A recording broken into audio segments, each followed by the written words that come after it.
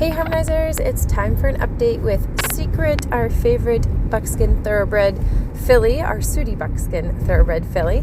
She's been hanging out in this private med bay area here, sometimes with her buddies coming to join her. That's Khaleesi and Alicia, that are her best friends that sometimes we put in to hang out with her.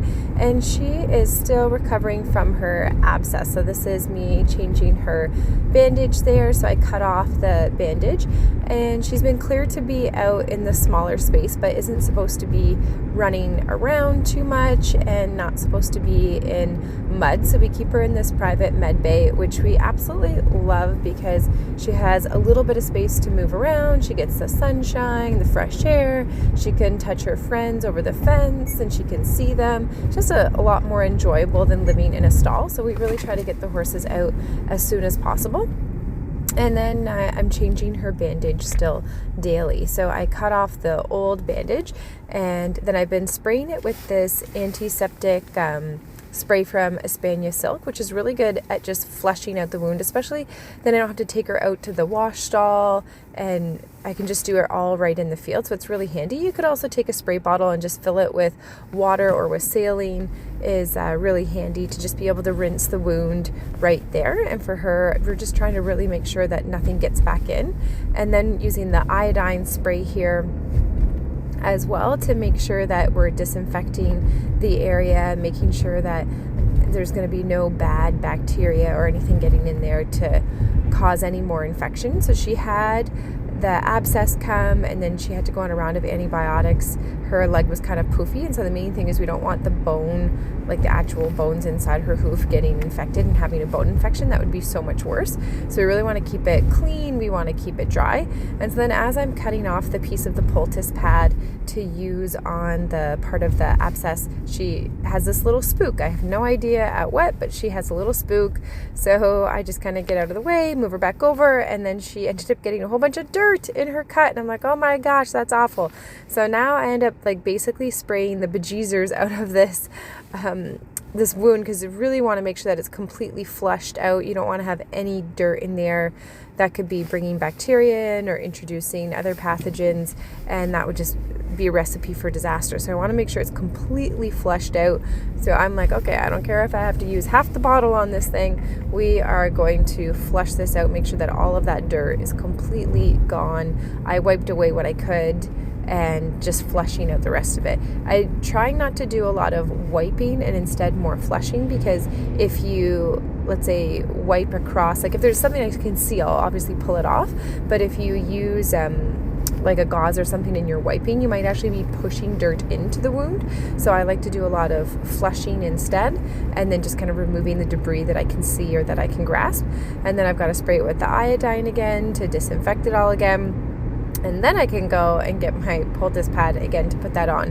And so her abscess popped out just above her cornet band, but it's kind of near her heel towards the back of her hoof.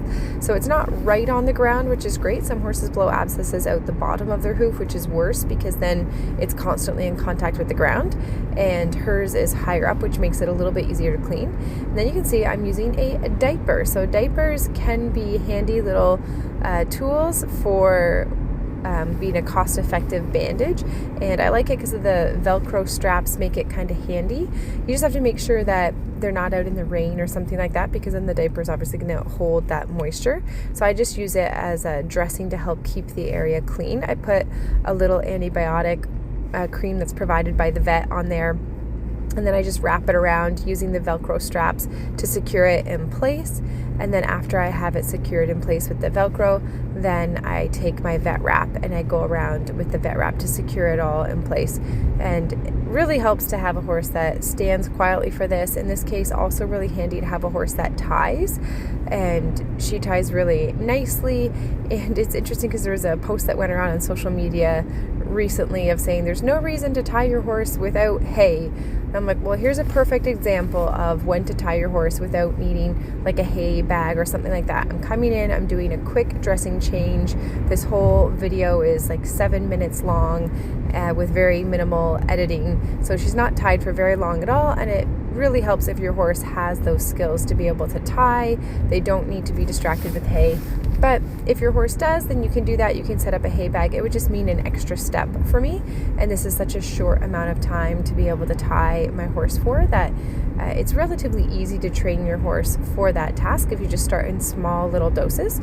Originally we start on the cross ties where they can't back up and panic themselves, and then we progress to being able to have not something behind their bum, and then something like this where she's just tied to a post in the field and I'm able to do her dressing change like this. And I think she knows that I'm trying to help her and I'm trying to make things better a little bit, which helps her be more cooperative as well. And I try to be really sensitive to the fact that it can be a bit tender, and I try to be gentle with her, which also helps her with her willingness as well.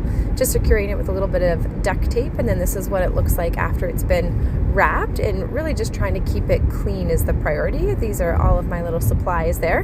And then so this is how she's tied in the field. I literally just have her tied to a post. Usually stands pretty quiet for me. Here she's saying, okay, like, let me go, but she's not doing anything bad there. And then here's just a little look at her med bay pen. So it's got a whole bunch of nice clean shavings that will get mucked daily up at the side there, so she always has a clean place to lay down. And then those are her buddies in the distance that she can see. They can come up and they can touch noses over the fence, and so she can see the other horses, which is really nice. And she's checking me out here saying, hello, are we gonna go out and do anything? I'm like, nope, you're gonna just stay there and heal and take care of yourself. So it's really nice to be able to get her back outside. We'll hopefully start to see some more weight going on her. And then when we can, we try to give her a friend. So this is Khaleesi and Alicia hanging out with her again. We just put them in there for a little bit of time so that way she gets some friends and keep her stress levels down, because that will help her heal.